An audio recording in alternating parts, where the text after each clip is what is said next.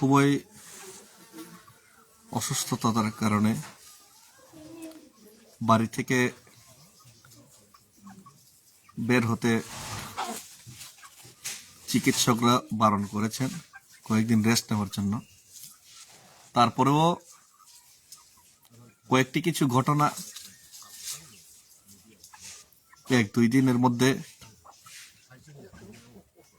Social মিডিয়ার মাধ্যমে যে আমার কাছে এসেছে ও ওই ঘটনাগুলি খুবই অপ্রীতিকর এবং এটা ত্রিপুরা রাজ্যের 184 জন রাজার রাজত্বকাল থেকে চলে আসা যে ঐতিহ্য ত্রিপুরাবাসীর, সেই ঐতিহ্যের পরিপন্থী।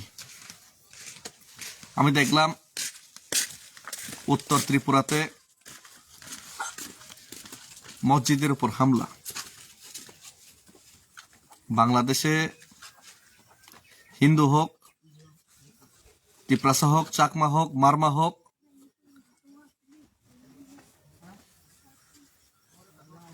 যেটা হচ্ছে সেটা সর্বপ্রথম হোয়াইট এবরার বিরোধিতা করছে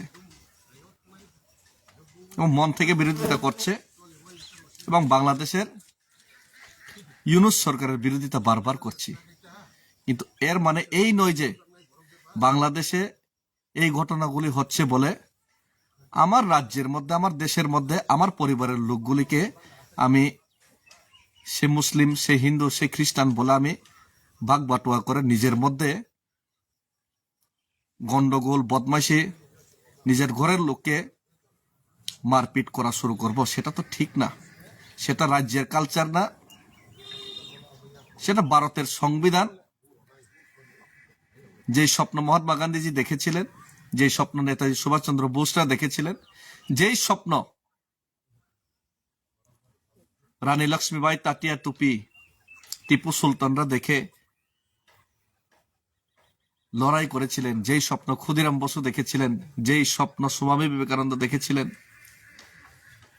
যেই স্বপ্ন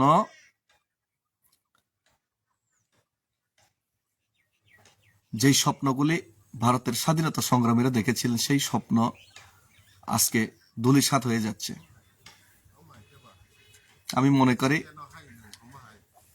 সেটা ভারতের, ইন্ডিয়ার যে আইডিয়া, সে আইডিয়ার পরিপন্থী এবং আমি নিন্দা জানাই সেই উত্তর ত্রিপুরার ঘটনার, মসজিদ ভাঙচুর, শারীরিক অত্যাচার। কিছুদিন আগেও দেখলাম বিশাল ঘটনা বিশ্রাম মন্দিরের মধ্যে যে দাড়ি কাটার ঘটনা, এবং আজকে দেখলাম চন্দ্রপুরের মধ্যে আবারও মিলাদ মেহফিলের মধ্যে আক্রমণ। এগুলি কিন্তু যারা অতিরিক্ত ভক্তির কারণে নিজের শক্তি প্রয়োগ করে অন্যায় অবিচার করছে, সেটা কিন্তু অতিভক্তি চোরের লক্ষণ, অতিভক্তি গুন্ডার লক্ষণ, অতিরিক্ত সাধুগিরি রাবণের লক্ষণ। রাবণও কিন্তু সাধুর বেশে সীতাকে হরণ করেছিল। তো এটা ধর্মের নাম ভার করে অন্যকে মারপিট করা, অন্যকে ডিস্টার্ব করা, অন্যকে গিয়ে অন্যায় করা, সেটা কতই সহ্য করা হবে না। এবং আমি বলছি, আমার নিজস্ব এলাকাগুলির মধ্যে, মির্জাকাঠালা, রাজাপুর এলাকার মধ্যে যারা মুসলিম ভাই বোনরা রয়েছেন, সবাই আনন্দ উৎসব করুন। কেউ আপনাদেরকে বাধা দিতে পারবে না। কেউ যদি বাধা দেয় আমাকে বলুন, আমি আপনাদের পাশে আছি। এবং যারা এইসব বাধা দিচ্ছেন, এরা 1 নম্বর উগ্রপন্থী, এরা 1 নম্বর বাংলাদেশি। ত্রিপুরা রাজ্যের কালচার তো এই নয়। ত্রিপুরা রাজ্যের রাজন্য আমল থেকে 1000 বছর আগে থেকে এখানে মারিয়ম নগরের জন্য, খ্রিস্টানের জন্য জায়গা দেওয়া হয়, এখানে মুসলিমের জন্য গেদিয়ম মিয়া মসজিদ তৈরি হয়, যেমন এখানে মা ত্রিপুরেশ্বরীর মন্দির, যেমন মাতা ত্রিপুরেশ্বরী সকলকে যেমন আশীর্বাদ করার জন্য মাতা ত্রিপুরেশ্বরীর মন্দির করা হয়, শিব মন্দির করা হয়, 14 দেবতার মন্দির করা হয়, এখানে বৌদ্ধ বিহারও করা হয়, সেটা রাজন্য আমল থেকেই। তো এখানে দ্বিচারিতা করার যারা চেষ্টা করছেন, দ্বিচারিতা করে নিজের স্বার্থ সিদ্ধি করার জন্য যারা এখানে এই নোংরামিগুলি করছেন, এর বিরুদ্ধে রাজ্যবাসীকে এক হয়ে লড়াই করতে হবে। রাজনীতির ঊর্ধ্বে উঠে আমাদের রাজ্যকে বাঁচাতে হবে, আমাদের শান্তি সম্প্রীতিকে বাঁচাতে হবে। যারা শান্তি বিঘ্নিত করছে ওনাদের প্রতি আমি হুঁশিয়ার দিচ্ছি, এই দাদাগিরি, এই গুন্ডাগিরি বেশি দিন না, বেশি দিন চলবে না।